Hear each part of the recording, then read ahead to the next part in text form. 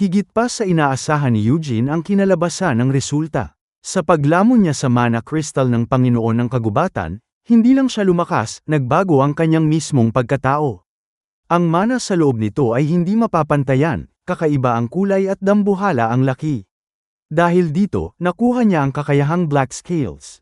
Hindi lang ito baluti, ito ay posibleng maging proteksyon niya laban sa sikat ng araw, ang pinakamalaking hadlang sa kanyang lahi. Naalala ni Eugene ang kanyang nakaraan, ang gulo ng baha at ang mga mersenaryong nilapa ng halimaw. Noon, isang lagok lang ng dugo nito ang nagbigay sa kanya ng lakas para makatakas.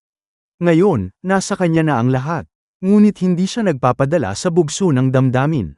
Naalala niya ang malamig na titig ng banal na kabalyerong Jungdert.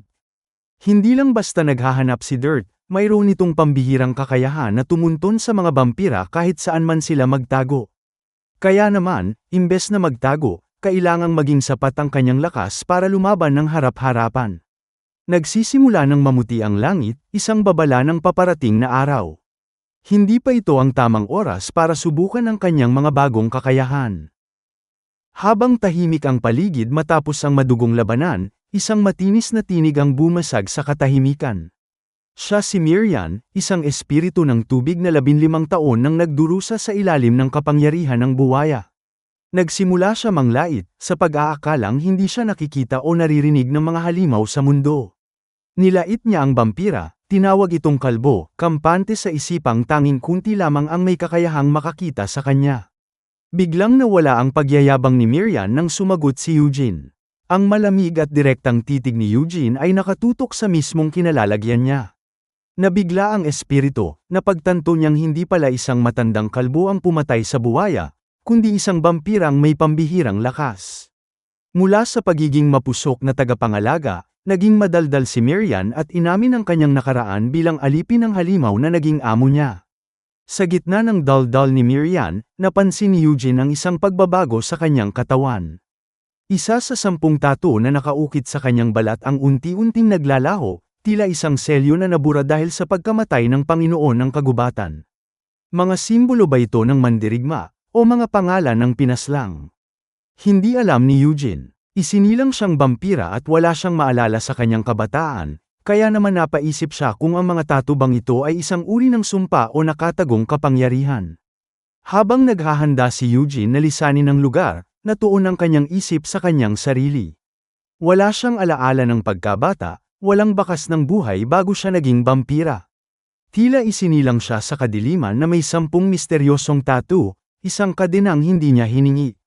Sa loob ng 12 taon, nabuhay siya na parang multo, hindi kinukwestiyon ang kanyang pagkatao, kundi ang kanyang kaligtasan lamang.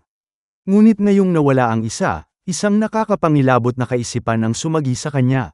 Ang mga tatubang ito ay hindi dekorasyon, kundi mga selyo. At sa pagpatay niya sa Panginoon ng Kagubatan, nabuksan ba niya ang unang pintuan patungo sa kanyang tunay na pagkatao? Ang kanyang malalim na pag-iisip ay nauwi sa bulyaw ni Mirian. Desperado para sa kasama matapos ang 15 taong pag-iisa, naging makulit na stalker ang espiritu ng tubig. Para sa kanya, hindi lang vampira si Eugene, siya ay isang maputla at gwapong lalaki at ang tanging nilalang na nakakakita sa kanya sa mundong nakalimot na sa mga espiritu. Sa kanyang pagmamadali na pigilan ang pag-alis ni Eugene, nag-alok si Mirian ng kanyang banal na serbisyo. Sinabi niyang ang kanyang tubig ay makakapagpaganda ng kutis ni Eugene, ngunit ang paraan niya ng pagbibigay nito, ang pagduwal ng purified water sa paanan ni Eugene, ay nagdulot lamang ng pagkadiri sa vampira. Kahit na humantong na si Mirian sa mas nakakadiring pangako para lamang manatili si Eugene, nanatili itong matigas. Si Eugene ay may tadhanang dapat baguhin, at wala siyang oras para sa isang espiritong ang paraan ng pakikipagkaibigan ay sa pamamagitan ng pagsusuka. Sa payak na nayo ng Broadwin, ang pagdating ng halimaw na may pulang mata ay laging may dalang pinaghalong takot at pasasalamat. Sa loob ng 10 taon, ang halimaw na ito sa paanan ng bundok ay nagbabayad ng tahimik na buwis, nag-iiwan ng mga baboy ramo at osa tuwing ikalawang linggo. Para sa mga taga-nayon, isa siyang misteryong ayaw na nilang alamin. Basta't sagana sila sa karne at hindi sila sinasaktan ng halimaw. Ngunit ang araw na ito ay kakaiba. Hindi lang nag-iwan ng pagkain ng halimaw, siya mismo ay nagpakita. Habang humahakbang siya patungo sa nayon, naglaho ang takot ng punong nayon. Wala na ang nakamaskarang nilalang na kinatatakutan nila. Sa halip, isang lalaking may nakakasilaw na anyo ang humarap sa kanila, isang figurang napakagwapo at kagalang-galang kaya napaisip ang lahat, ang tao bang yan ay isang half-elf o baka isang dugong bughaw? Nagsalita si Eugene sa pormal na tono. Sinabi niyang gumaling na siya sa kanyang karamdaman bilang dahilan ng kanyang pagbabago. Ngunit ang kanyang tunay na pakay ay mas malalim. Sa pagpapakita ng kanyang mukha at pag-aalok ng tulong, itinatali na niya ang kanyang kapalaran sa nayon. Hindi na lang siya isang vampirang nagtatago, siya na ang tagapagtanggol na nangangakong kapag nanganib ang Broadwin, naroon siya para tumulong. Habang lumalayo si Eugene sa nayon, hindi tumitigil si Miriam sa kapupuna. Para sa isang espiritong ang tingin sa mga vampira ay simbolo ng karahasan at kamatayan, ang kabutihan ni Eugene ay tila isang malaking kalokohan. Hindi niya maintindihan kung bakit nakikipagkaibigan si Eugene sa mga taong iiwanan din naman niya pagkalipas ng ilang araw. Ngunit may ibang nakikita si Eugene, isang hinaharap na siya lang ang nakakaalam. Hindi siya nakikipaglaro sa mga tao, nagtatayo siya ng depensa. Naalala niya ang darating na trahedya, ang pagsugod ng mga mersenaryo ni Lord Terwin para dukutin ang isang bata, at ang pagpaslang sa lahat ng saksi sa nayon.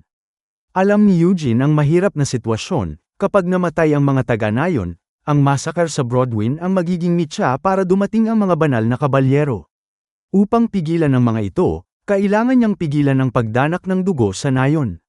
Upang iligtas ang kanyang sarili, kailangan niyang maging kalasag ng mga walang malay. Hindi mapakali si Miriam. Kahit ilang araw na siyang kasama ni Eugene, hindi pa rin niya mabasa ang isipan nito. Para sa kanya, ang isang massacre ay bahagi lang ng malupit na mundo, at hindi niya maintindihan kung paano nalaman ni Eugene ang plano ng mga mersenaryo. Higit sa lahat, bakit kailangan pa nitong makuha ang tiwala ng mga tao? Para sa kanya, si Eugene ay isang misteryo, isang halimaw na pumapatay ng kapwa halimaw para lang magmukhang mabuti. Biglang nag-iba ang ihip ng hangin. Tumahimik ang gubat at ang mga anino sa pagitan ng mga puno ay tila nagkaroon ng mga mata. Biglang huminto si Eugene, dahilan upang mapasigaw at mabangga si Miriam.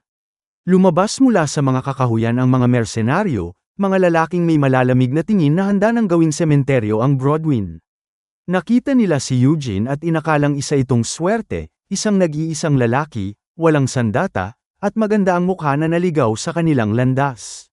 Nagpasya silang patahimikin ito bago pa makasigaw. Hindi nila alam na sila ang tunay na nahulog sa bitag. Habang papalapit sila para tapusin ang ating bida, nanatiling kalmado si Eugene.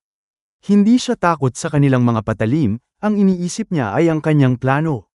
Para sa mga taga-nayon, kailangan siyang magmukhang bayani na nagligtas sa kanila. Para sa mga mersenaryo, siya ang huling nilalang na masisilayan nila. Miriam, isipin mo, bulong ni Eugene, habang ang kanyang mga mata ay naglalabas ng isang mapanganib na ningning. Kailangan kong makuha ang tiwala ng mga taga-nayon para hindi ako magmukhang kainahinala. Tutal, papatayin ko naman ang lahat ng mersenaryong ito. Maraming salamat sa panunood. Kung nag-enjoy kayo, click nyo naman ang like button at mag-subscribe para lagi kayong updated sa mga uploads namin.